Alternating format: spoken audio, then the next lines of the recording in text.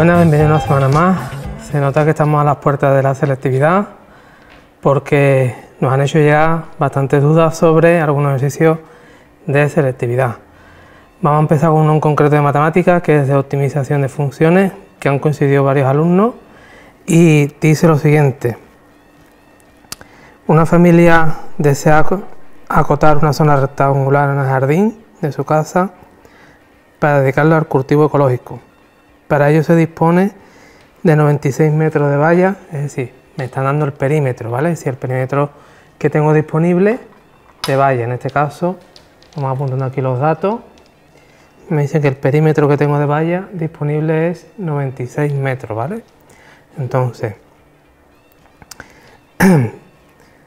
y necesito una apertura de unos 4 metros laterales para instalar una puerta, ¿vale? Dice, determina las dimensiones de la zona rectangular de área máxima, es decir, que la función que vamos a optimizar tiene que ser máxima. Vale. Bueno, me ha hecho rectangular, hacemos aquí el dibujito, vamos a poner aquí la apertura, ¿vale?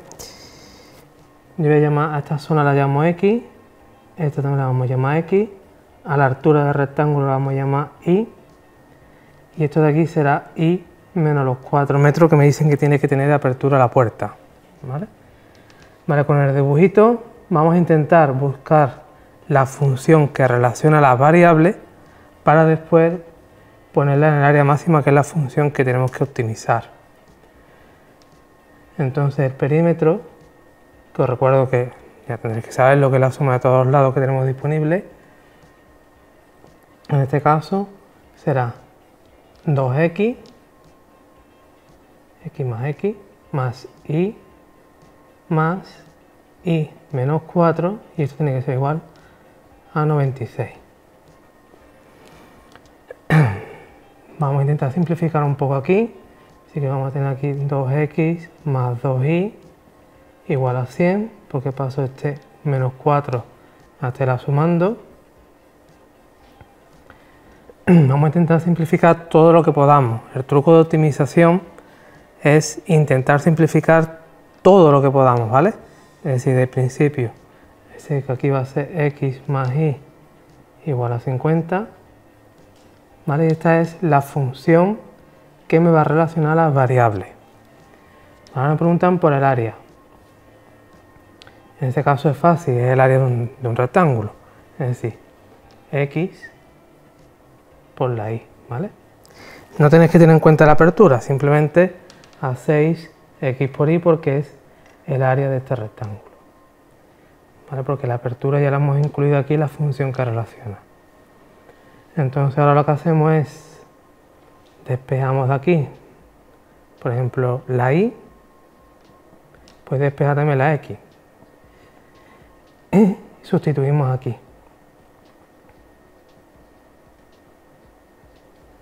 ¿Vale? Y esa sería mi función a optimizar. Si os veis de cuenta, lo más complicado en este caso es plantear el problema, intentar buscar la función que relaciona las variables, simplificamos al máximo, es muy importante el ejercicio de optimización de funciones, y simplificando a medida que vamos avanzando. Incluso aquí, ¿vale? Aquí no podemos simplificar nada, pero es más fácil hacer la derivada, en este caso de una resta, que hacer la derivada de una multiplicación. Entonces vamos a multiplicar, ¿vale? Esta sería la función que vamos a derivar, ¿vale?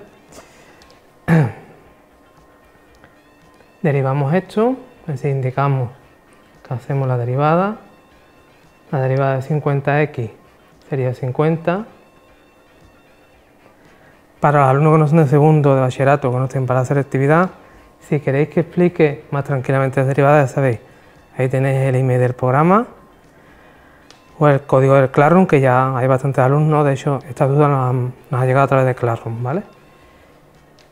Hacemos la derivada de 50x, que es 50, y la derivada de x al cuadrado, que es menos 2x, ¿vale? Esa sería la derivada. Vale, como me preguntan área máxima, lo primero que tenemos que averiguar es el punto crítico, ¿vale? O en este caso el máximo o el mínimo. ¿Cuál es la condición de que sea máximo o mínimo? Pues lo que tenemos que hacer es que la derivada la igualamos a 0. Es la condición de máximo o mínimo, es decir, que la primera derivada sea nula. Es decir, en este caso tenemos que 50 menos 2x igual a 0. Es decir, está claro que la x tiene que valer 25. Y ahora, ¿cómo sabemos que es máximo o cómo sabemos que es mínimo? Lo más sencillo, selectividad, para que no andéis haciendo signos en la primera derivada cuando crece o decrece, lo más sencillo es llegar hasta la segunda derivada. ¿Vale? Si hacemos la segunda derivada de esto, me va a quedar menos 2. Así que para cualquier valor de x, me queda que la segunda derivada es negativa.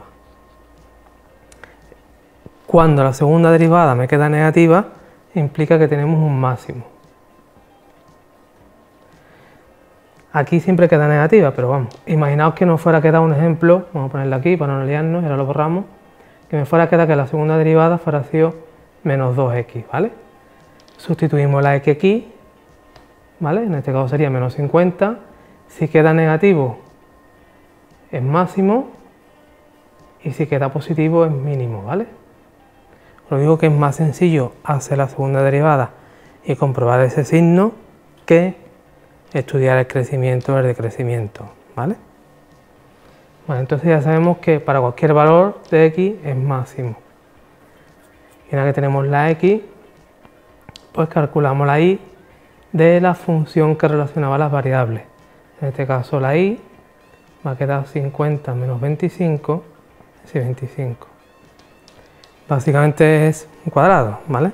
Quitando la apertura sería un cuadrado, ¿vale? Es decir, que en selectividad, aparte de poner los datos de x y y, yo aconsejo que pongáis los datos después. Aquí esto sería 25, 25, 25 y esto 25 menos 4 que nos va a quedar 16, ¿vale?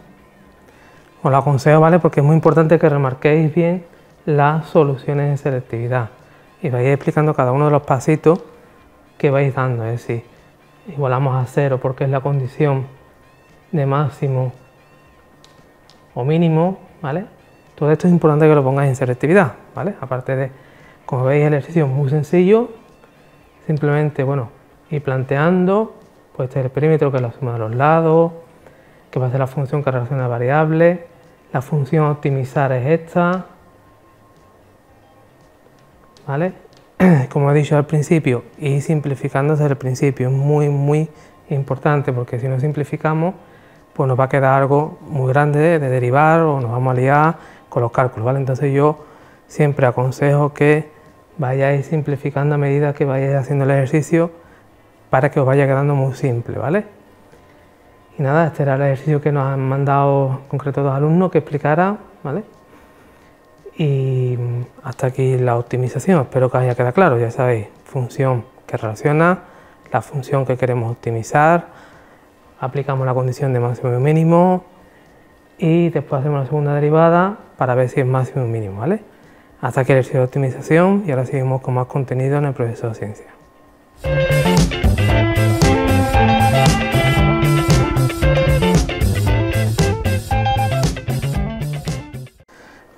Seguimos ahora con un problema también de selectividad, en este caso un problema de física, ¿vale? Nos ha hecho llegar un alumno que explicará lo que es la parte del problema de un ejercicio, ¿vale?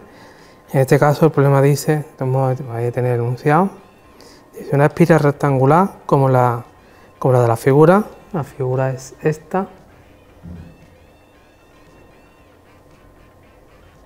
¿vale? Es una varilla en forma de U, ¿vale? Y aquí tiene otra varilla que es móvil, que se mueve con una velocidad. La velocidad nos la dan, que es una velocidad constante de...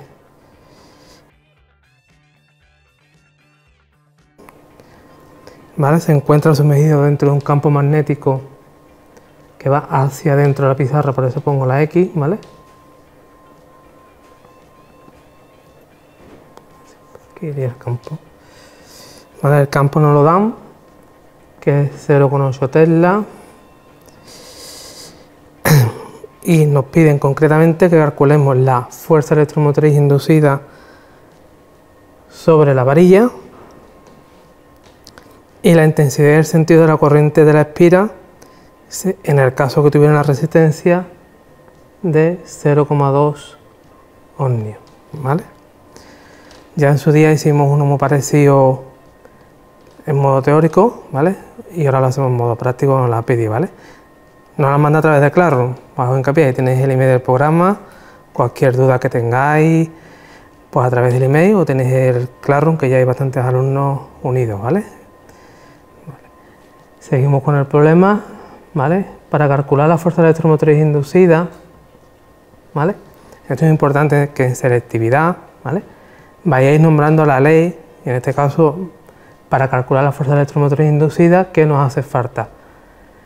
Vale, lo primero que nos hace falta es definir lo que es el flujo magnético, ¿vale? Lo decimos tal cual en selectividad. El flujo magnético se define como el campo por la superficie, ¿vale? Por el coseno del ángulo que forma tanto lo que es el campo magnético como el vector superficie, que es el vector normal del plano. Es decir, que en este caso el ángulo que forma sería 0, es decir, que esto sería 1. Vale, entonces el flujo en este caso será B por la superficie, ¿vale? Y os recuerdo que el flujo magnético se mide en Weber, ¿vale? Es decir, es importante poner también las unidades de, en este caso, el flujo, ¿vale? Es decir, de todas las magnitudes, ya sea en este caso de porque es inducción, pero si es gravitatorio, si es eléctrico, siempre poner las unidades, ¿vale? Y la ley que estamos utilizando, en este caso, el flujo no es una ley, sino que lo definimos tal cual, ¿vale? Vale, y para calcular la fuerza electromotriz inducida vamos a utilizar la ley de Henry, Faraday y Lens, ¿vale? El alumno me preguntaba en concreto si tenía que definir la ley. No tenéis que definirla, enrollaros mucho, simplemente la definís. ¿Cómo? Pues ponéis lo que es la fuerza electromotriz inducida, es menos la derivada del flujo con respecto al tiempo. ¿Vale? ¿Qué significa esta ley? La explicamos un poquito, ¿vale? Que cuando hay variación de flujo, lo que es en este caso el conductor, que es la varilla, ¿vale? Creará una corriente inducida, ¿vale? De tal forma de que se oponga a esa variación de flujo, ¿vale? Esa variación de flujo, si va aumentando, tendremos que crear una corriente inducida de tal forma que cree un campo magnético inducido que contrarreste ese aumento. ¿Qué significa eso? Que en este caso, a medida que esto se va a ir desplazando para acá, cada vez va a entrar más líneas de campo magnético en nuestra superficie, ¿vale? Por lo tanto, el flujo va a aumentar y se va a crear una corriente inducida, que ahora veremos el sentido, de hecho nos lo preguntan, de esa corriente inducida y dónde iría el campo magnético inducido, ¿vale? Es decir, que lo que hace la ley de Henry-Faraday es crear una corriente inducida para contrarrestar el aumento o la disminución de flujo, ¿vale?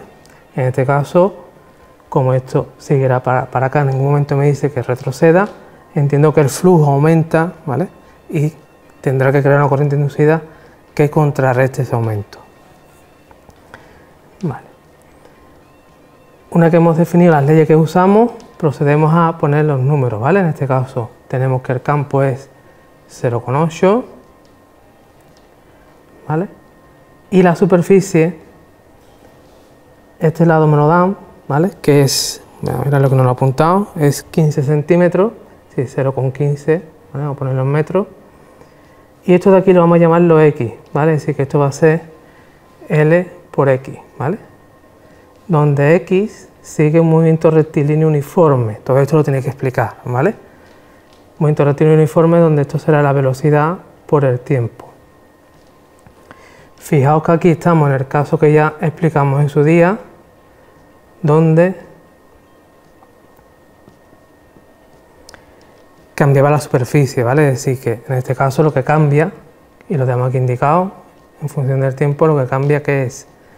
Pues está claro que lo que cambia es la superficie, que es lo que va a hacer que aumente el flujo y lo que hará que la corriente inducida aparezca a lo que hará que a través de la ley de Henry-Faraday aparezca la fuerza electromotriz inducida, que no es más que una corriente inducida, ¿vale? Vale. Una que tenemos ya el flujo, ¿vale? Lo ponemos las unidades, Weber, ¿vale? Permitidme que, para que lo entendáis mejor, voy a poner flujo aquí como B y la S que lo hemos definido como L por X o LVT, ¿vale? De tal forma de que ahora, a la hora de hacer la fuerza electromotriz inducida y a la hora de hacer la derivada, tengamos como forma general, ¿vale? Yo le aconsejo incluso que lo hagáis con letras y a última hora pongáis los números. Os equivocáis menos, ¿vale? Y queda más elegante de cara al examen de selectividad. Entonces, como ahora tenemos que hacer la derivada de esto, y lo único que cambia, si os fijáis, esto es como si fuera un número multiplicado por X, que lo hemos visto hace poco en matemáticas, es decir, en el ejercicio anterior. Es decir, que prácticamente al hacer la derivada de esto,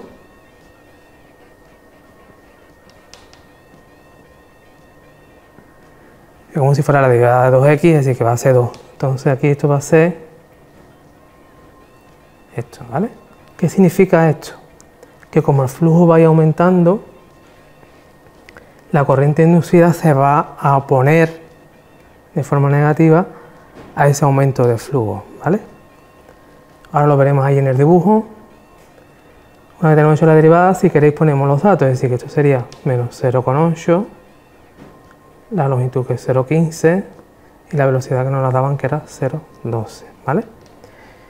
Y aunque se llame fuerza electromotriz inducida, la unidad es voltio porque es diferencia de potencial, ¿vale? Es decir, que esto se mide en voltios, ¿vale? Esto, si yo no me equivoco mal, que lo tengo aquí calculado, me queda menos 0,014, ¿vale? Puedes simplificarlo a... no pongáis 2 unidades, ¿vale? Porque si no va a variar mucho, ¿vale? Entonces, si lo queréis simplificar a la tercera, ¿vale? O ponemos los resultados que me quede, ¿vale? Yo aconsejo que entre más decimales pongáis, en este caso, como es tan pequeño, va a ser más exacto el resultado después, ¿vale? ¿Qué significa este resultado? Aunque no me lo piden, lo explico por si lo pidieran de forma teórica. No va a ser más que una gráfica de la fuerza electromotriz inducida en función del tiempo, y si veis es una función negativa constante, ¿vale? Es decir, que la corriente inducida va a ser constante, ¿vale? Es decir, a medida que esto se desplace, se va a mantener constante en el tiempo, ¿vale? Es decir, que siempre va a tener la misma o el mismo sentido, ¿vale? En este caso.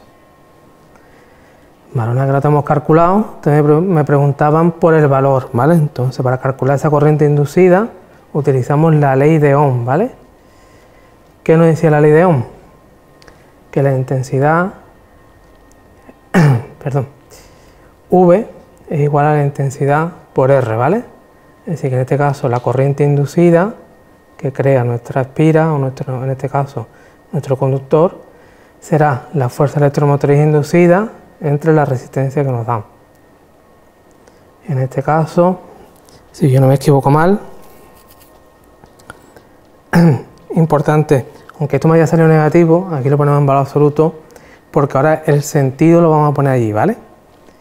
Entonces lo ponemos 0,0144 entre la resistencia que era 0,2. Y ahí me queda 0,072 amperios, ¿vale? Os recuerdo que esto se mide en amperios, que es la unidad de la corriente, ¿vale? Y ahora vamos a ver sentido, que era un poco más complicado, que la mayoría de los alumnos fallan, ¿vale? Vale. Hemos dicho que el campo magnético lo hemos puesto hacia adentro, ¿vale? Como el flujo aumenta, nuestro conductor, que en este caso es esta esfera de aquí adentro, va a crear una corriente inducida, de tal forma que el campo magnético inducido salga de la pizarra. Es decir, ¿por qué sale de la pizarra? Porque a medida que voy para allá, cada vez entran más líneas hacia adentro. Entonces tiene que crear un campo inducido hacia afuera que contrarreste ese aumento, ¿vale? Es decir, que el campo inducido Voy a poner aquí B inducido. Es importante que lo indiquéis en selectividad. Sale hacia afuera de la pizarra y en vuestro caso pondréis hacia afuera del papel, ¿vale?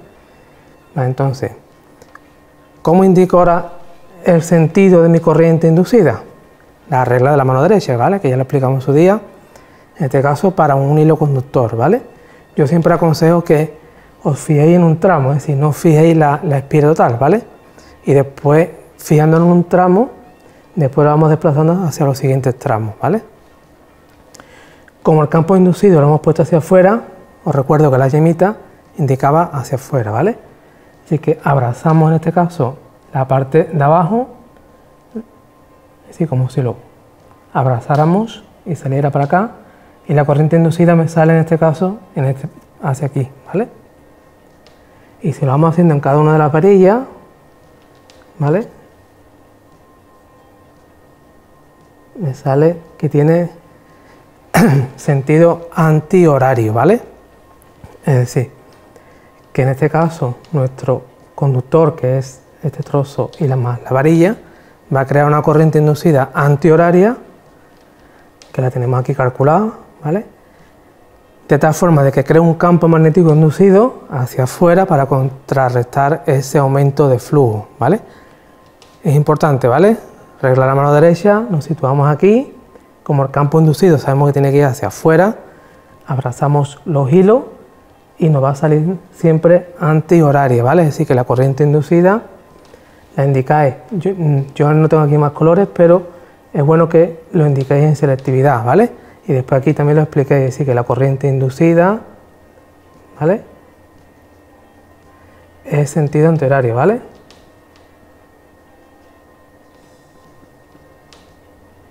¿Vale? Para que el que os corrija el examen le quede claro, ¿vale? Es decir, lo que estáis haciendo, ¿vale?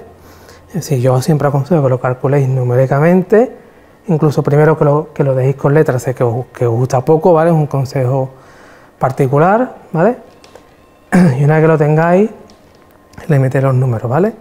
Después calculáis la corriente inducida a través de la ley de Ohm, ¿vale? No hace falta que defináis la ley de Ohm, simplemente pongáis, utilizo la ley de Ohm, ¿vale? Que es esta, voltaje, intensidad y la resistencia, la calculamos numéricamente y después, ya os digo, con la regla de la mano derecha, calculamos el sentido de la corriente inducida. Y hasta aquí el problema de física que nos haya llevado a traer Classroom, ya sabéis. Si tenéis más dudas, tenéis el email del programa y el código del Classroom. Y ahora seguimos con más contenido aquí en el Profesor de Ciencia.